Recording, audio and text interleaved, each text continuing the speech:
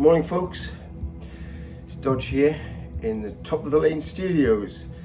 Today we're going to be talking about diesel heaters, Chinese diesel heaters, because I'm a really big fan of the things. They're fantastic. So got one I'm going to show you, and I've got one in my split screen camper van, and they're great. They're just replicas of what do you call it? I can't remember the German name units, but dead efficient, really cool. And use it here, which is our studio for recording and messing on generally and stuff, in the winter months, and it's absolutely brilliant. Occasionally when it's really cold, there's not enough volume in the machine to heat the space properly, so I've got another top repeater as well. But by the by, I've been watching avidly the many videos that are out there about trying to improve the efficiency of these units, and hats off to all you guys out there who've endeavoured to do this and stuff. It's given me loads of thoughts I've been thinking about over a year, and it's extended from the whole point is the heat from the exhaust just goes straight outside. So let me just show you what I've got first so you get an idea. So this is the space. This right here is my diesel heater installation. That's the fuel tank. That's control, charger. I've also got solar panels and internet and everything here. But the point about this is the heat goes straight from the exhaust, goes straight out there, and that's red hot. You can't leave your hand over it. So it's just wasting energy, which we know, and that's the reason why people are thinking improve the efficiency of it. So get that. So a couple of things people have been doing. They've been putting radiators, old house radiators on, intercoolers.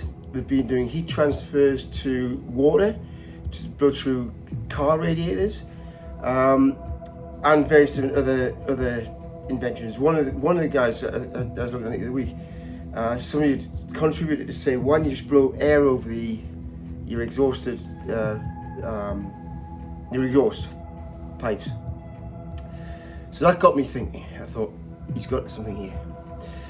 So what I've done, I thought it through. So what I want is a good, neat looking unit which will be efficient and work properly. Various different factors in that, but so I started. I don't want a bag of pipes everywhere and all that kind of stuff. I want this to be a neat looking unit. So that's what I've designed. So I'll leave that here, and I'll be carrying on with the project today, and I'll show you a little bit of it as we move on. So I'll catch you in a minute. So this is where it all starts. Concept: electrical wall heater. But inside here, I've got this. It was a piece of scrap in the street, and everything I do is based upon redundant technology or whatever. Not everything, but projects like this I really take a pleasure in finding the lowest cost way of doing from scrap. So what I did was I found a guy who's chucking out some electric radiators. I just kind of want that, please. He says, yeah, go on, take it away. Right. So what I did, I got it, stripped it down, took it all apart, then looked at the shell that was left, and that's it there. Now, part way constructed already is this little shelf unit down here. Because what this is a fan from another piece of technology which I found in the back street, in the back lane, the top of the lane. And it's one of those rotating vertical fans, heaters, which twizzle around. Well, it was obviously broken, so somebody just chucked it out. I thought, get in, I'll take that. So I did. Stripped it all out, and then mounted that into a piece of the old radiator tray, which I hot rodded to get into there. So that now sits below here. So when this is all connected up to the electric, that will provide a vertical draft. The concept of this is very similar to that of dear old Volkswagens, who in the engines work in a cold air zone and a hot zone. Well, the cold zone is below that baffle, because this is going to be shielded with a piece of metal shield. and the cold air is drawn in from the bottom with vents, which are already built in the heater, of course. Don't have to do anything there. But this is the bit which I like just cut that out and fabricated it and stuff, so it sits there. So that's going to draw air, cold air, into here. And then what we're going to be doing, next part of this is a piece of cable tray, which I got from my son works in the construction industry. So Richard, have you got any cable tray? Yeah. So I'll cut a piece of this and mount that here. Then we've got one piece of exhaust pipe from China, fibre, and I've got another length coming because I thought, well, if this works, fine. What we'll do is that'll go up the side of the unit.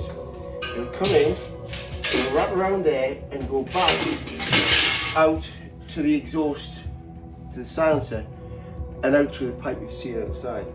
But when I got that, I thought, yeah, great idea, but it's not long enough. So I've got another piece of 3 metre coming. So this will be wrapped in that stainless steel tie wraps, which I've got. And that's going to be mounted here, which I'm doing. Oh, by the way, the back of here is a stone, big tile thing. So that's going to act as a heat sink. So after the heater is off, it'll also retain heat in that as well. So that's where the heat is going. Then I'll cut holes inside of here, and the hot air vent from the diesel heater will blow into here as well. And then the vent, obviously at the top,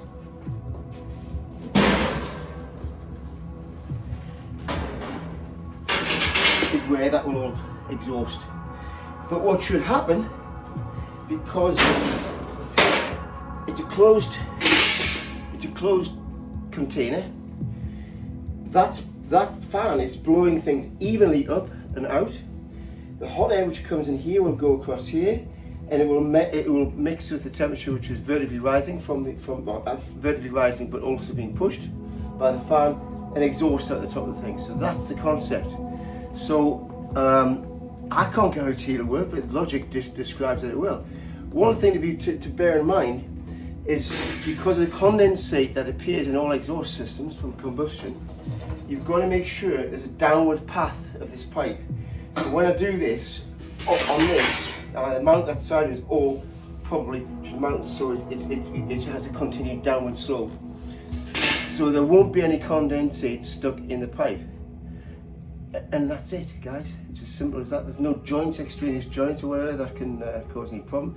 I do have a CO2 detector in the garage because it just makes sense to get one for a tenner from Amazon. Hey, everything's costing nothing so far.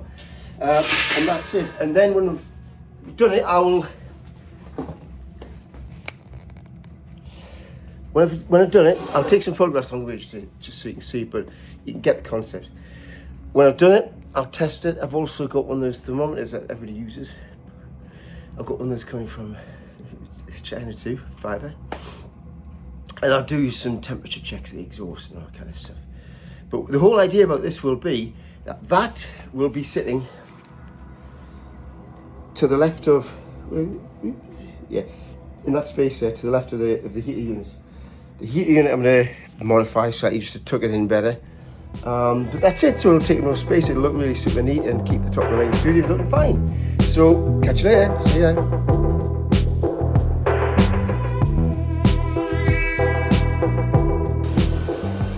Hi, so as promised, I'm going to show you the finished installation. I've got to put all the covers and stuff on, but I'm just going to show you this first before going through. Here's the installation. This is in the corner of the garage where I've got solar power, controller, and all the rest of the good stuff. So here is the heater itself.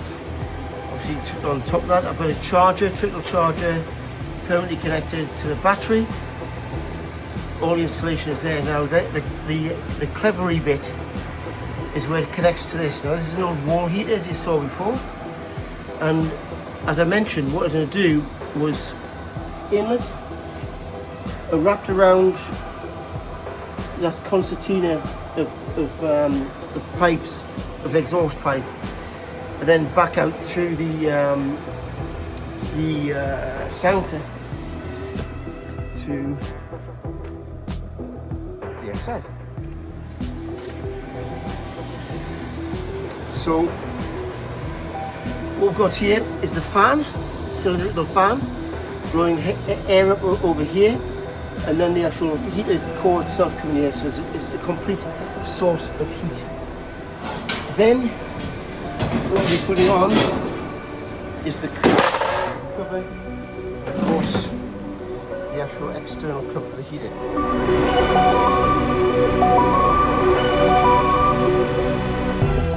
So guys, here it is.